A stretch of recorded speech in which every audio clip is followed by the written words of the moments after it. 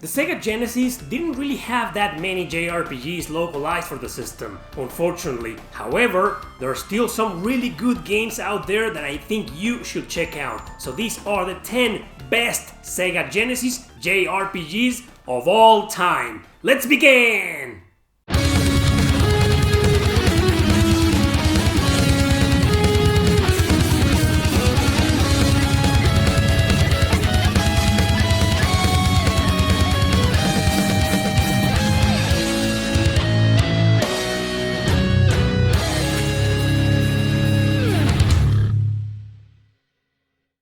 Number 10. Phantasy Star 3. This game might be the black sheep of the family, but it's still quite decent. Sure, it's slow and the encounter rate doesn't help much. However, it's still a traditional style RPG from the early 90s with actually a unique concept. Phantasy Star 3 is a generational game, which means you'll play through more than one cast of characters. 3 generations await you with the offspring of the previous generation characters, and so on. So a diverse cast is there to give more variety to the game, making it less tedious. It also feels a little bit more of a medieval style RPG than the others, even though it's still a science fiction at its core. The turn-based battle system is not as good looking as some of the other Phantasy Star games. In fact, it resembles more the original game where you can only see the enemies in front of you, and the menus of course. So like I said, it's one of the lesser loved games in the series, but it's still one of the best JRPGs on the Sega Genesis.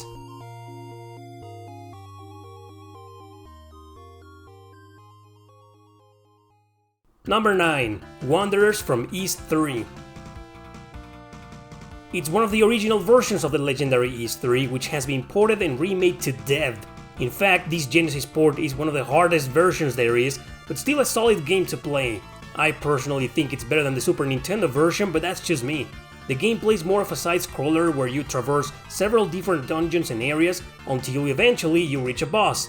These are extremely hard and tricky, but there's always a pattern to exploit. It's very fast-paced since Adol moves so quickly. However, it can be somewhat cryptic sometimes given its labyrinthous nature. If you know what you're doing and where you're going, you can beat this game in less than 5 hours, but of course, you gotta be very skillful to do that. As for the story, Adol and Doggy visit the latter's hometown, and in the way they end up saving his childhood friend. In this town, they find out the people are being threatened by the Valestine Empire, so as always, Adol decides to help them. Pretty basic, classic East plot, but still enough to keep you immersed.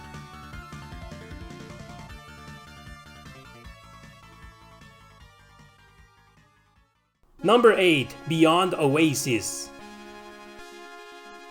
A much friendlier action RPG is Beyond Oasis, which actually plays a little more like a beat-em-up. In these top-down views, you control Prince Ali on a quest to help the people from nearby villages, but the whole adventure comes together when he finds a gold armlet. He can summon elemental creatures to aid him in battle, but in return, he's gotta find the evil person who currently owns the silver armlet. Ali uses a knife by default, but he does these awesome combos with his legs as well. He can also control special weapons such as a crossbow or even a sword. Some puzzles are often slightly confusing, but I'm pretty sure you'll get through them in no time.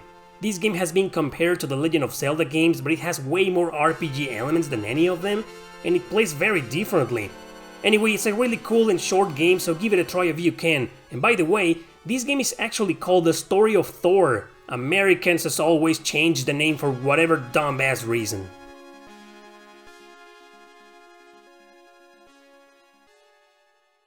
Number 7. Landstalker. This is yet another action RPG, but one that plays with an isometric view. It was developed by Climax Entertainment exclusive to the Genesis. Members of the team will later quit the company to create Matrix Software and develop the Alundra games. Anyway, this is a game full of platforming, puzzles, action, grinding, and several towns to visit. Interactions in some of them can be quite funny, especially since your main character is a charismatic adventurer. There's a lot of backtracking involved, but it's not like one place is far from the other, so it's fine.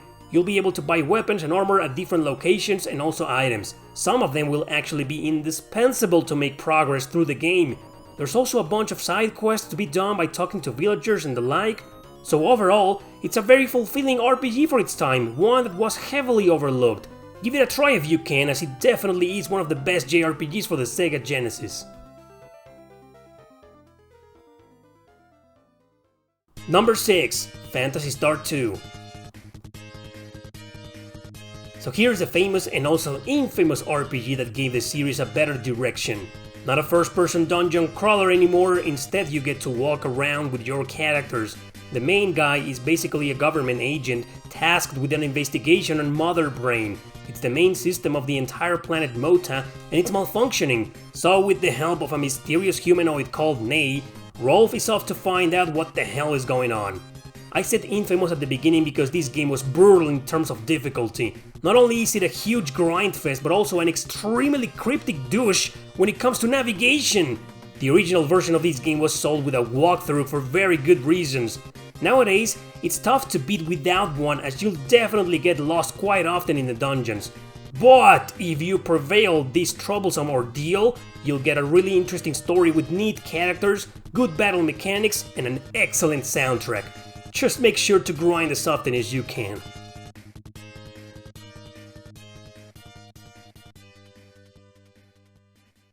Number 5. Crusader of Smite.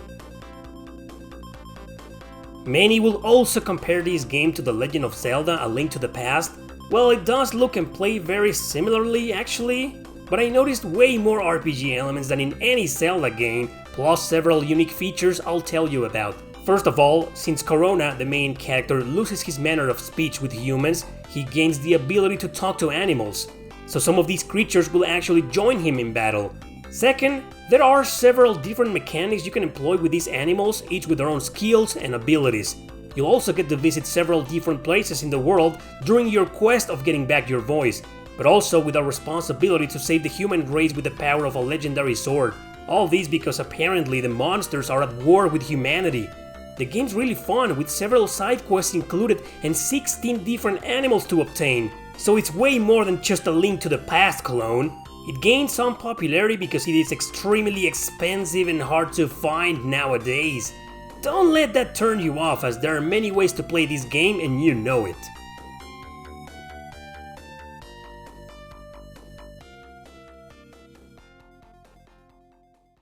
Number 4. Warsong. Warsong is actually the very first land greaser recently remade for modern consoles along with its sequel. I've praised several times the amazing music it has, just like its really unique battle mechanics. It's one of the most important tactical RPGs in history, but barely anyone talks about it. Perhaps because it is extremely difficult and hard to exploit. You'll be in charge of several different commanders, each with the ability to hire soldiers or mercenaries to fight by their side. Platoons have a triangle penalty, meaning one type will be stronger or weaker against the other. Maps will be considerably long as you advance, mainly because of the amount of enemies out there and the difficulty spikes. The game also has several routes to follow, including the classic Chaos path, or the evil one, neutral, good, etc. It's quite tough to get to change routes because the game rarely tells you so, which means a walkthrough is advised if you want to get them all, or at least to know which one is the more convenient. Anyway, it's a great game and by far one of the best JRPGs on the Sega Genesis.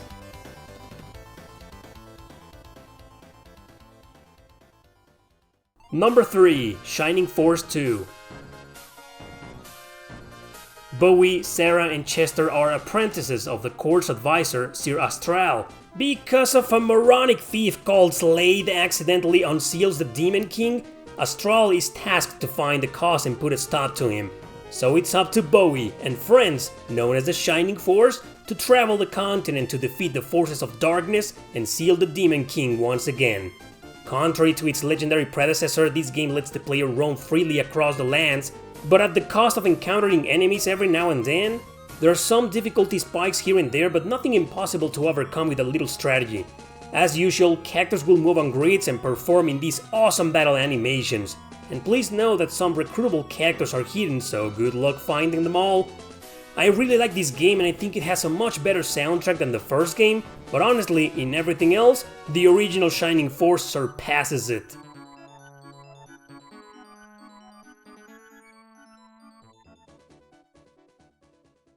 So number 2, Shining Force, the first one. I've told the story before on how the developers weren't the biggest fans of Fire Emblem, so they wanted to offer a more friendly approach to a grid-based tactical RPG. Therefore, Sega and Climax Entertainment created Shining Force. The evil commander of Runefaust, Kane, wants to release the Dark Dragon to bring calamity to the world, so Max will have to form an army which they'll call the Shining Force in order to stop him. All this while Max's brother seems to be involved somehow. This iconic game rarely gets any love nowadays. It's sort of like a forgotten gem that I still think people need to remember. It is by far one of the best RPGs on the Genesis, and not only because of its historical importance, but also because it's just so damn fun to play. It's also a great entry to the genre, as its interface was designed to welcome players across the world. Plus, there's no permadeath. Characters can be resurrected at temples and so on. Shining Force is an all-time classic that's been re-released on several different Sega collections and even ported to the Game Boy Advance, and any version is just as great.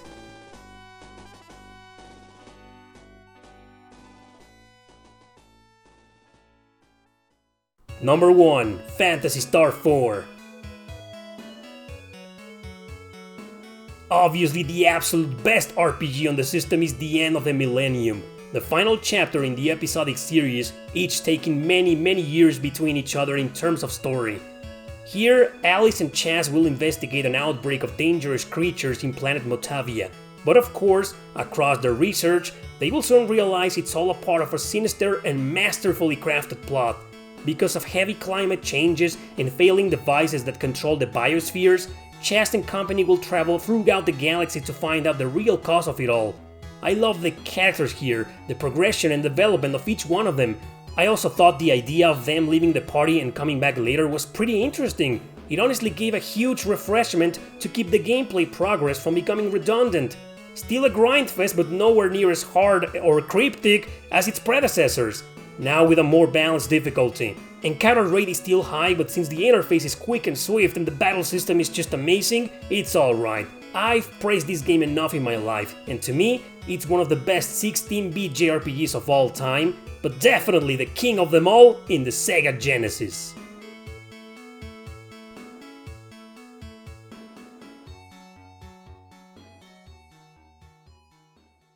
Alright guys, that's it. Those were my 10 picks for today's video, the best Sega Genesis JRPGs, in my opinion of course.